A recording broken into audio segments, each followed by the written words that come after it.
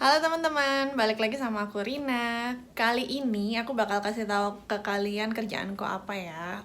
Di Kanada ini aku ada dua kerjaan. Yang pertama full timeku di sini nih, Desjardins Financial Security Investments.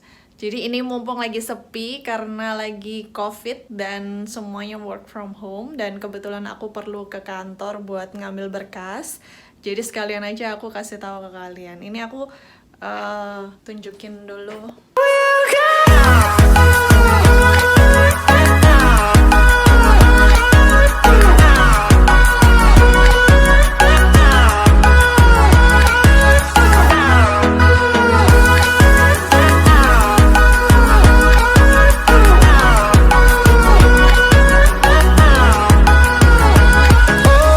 Ini di luarnya ya, ini kayak ruko gitu aja sih.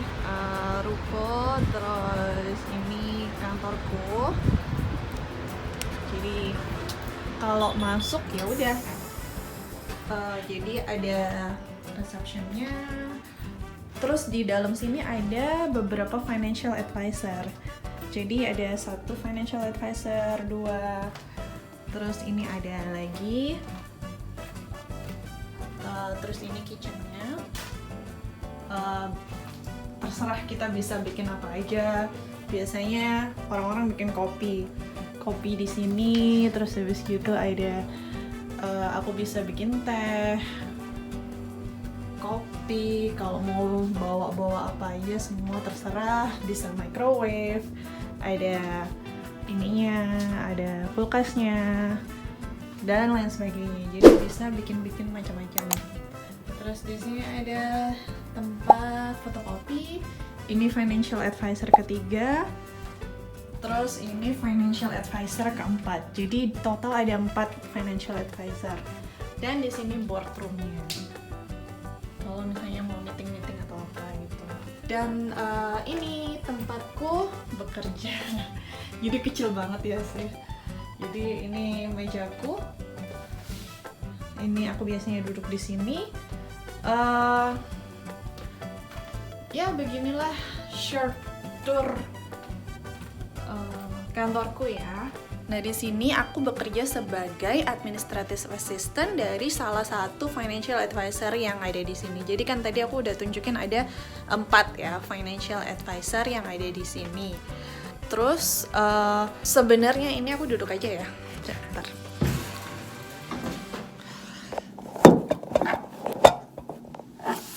Nah, sebenarnya dulu aku pertama kali di sini itu adalah dari program co-op aku. Yang belum tahu co-op itu apa, itu kayak kerja praktek di kampus. Karena aku dulu ambil kuliah 2 tahun, yang pernah aku ceritain itu Financial Planning and Wealth Management. Dan di semester keempat, di tahun terakhir semester keempat itu aku diwajibkan co-op atau kerja praktek. Nah ini itu tempat kerja praktekku dulu. Waktu dulu kerja praktek aku duduk di sini nih sebagai receptionnya. Jadi kalau ada klien masuk atau ada siapa nyari siapa, aku kayak telepon terus bilang kalau ada tamu untuk itu, terus nyuruh duduk lah dan lain sebagainya. Dulu aku di sini selama 4 bulan. Terus salah satu financial advisornya itu ada asistennya yang mau resign karena asistennya udah agak tua gitu. Terus dia ada 2 kerjaan, jadi dia mau fokus sama kerjaannya yang lain. Karena bosku ngelihat kerjaanku di sini lumayan pada saat itu, makanya aku ditawarilah pekerjaan di sini. Enak atau nggak enak ya kerja di sini? Karena kan aku di bawah salah satu financial advisor ya, jadi aku kerja di bawah 1 orang. Nah dia bosku ini ngasih jam itu cuman kayak 30 jam, 30 hours per week. Jadi aku kerja cuman dari Senin sampai Kamis. Makanya aku tadi bilang aku punya 2 kerjaan. Sabtu sama Minggu aku kerja di resto. Nah, kenapa kok aku dulu memilih di sini? Kok mau sih? Padahal cuman 30 jam kerjanya gitu. Ya karena dulu pas mau di hire, pada saat itu 2018 study permitku habis. dan aku diharuskan untuk memperpanjang postgraduate work permit. Dan work permitnya Ray juga habis tuh waktu itu. Kan Ray sebagai accompanying spouse work permit, karena aku sekolah dia bisa dapat work permit pada saat itu.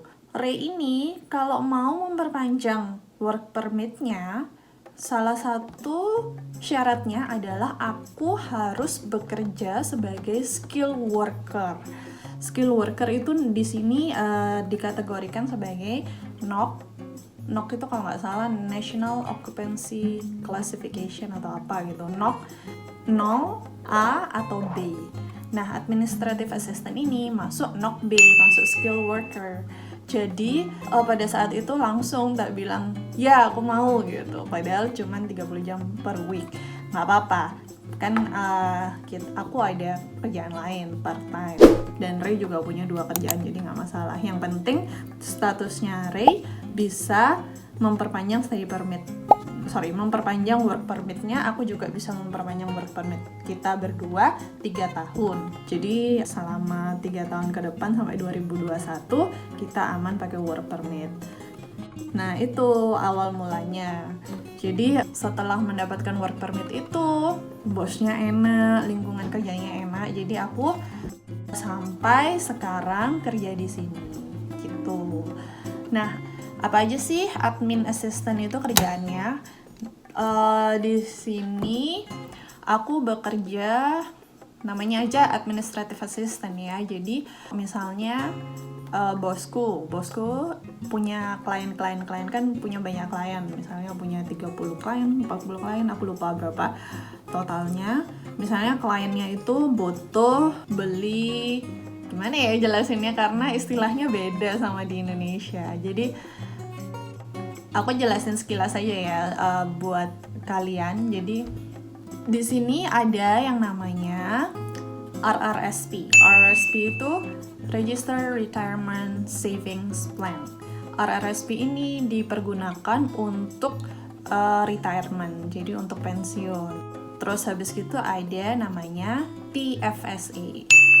Itu namanya Tax Free Savings Account. Ini Tax Free Savings Account ini kalau kamu nabung di sini, kamu nggak bakal kena pajak sama sekali. Tapi ada batasnya, per tahun boleh nabung berapa. Terus yang ketiga itu ada namanya RESP, Registered Education Savings Plan. RESP ini itu buat pendidikan anak ya. Misalnya kamu nabung $2.500 per tahun.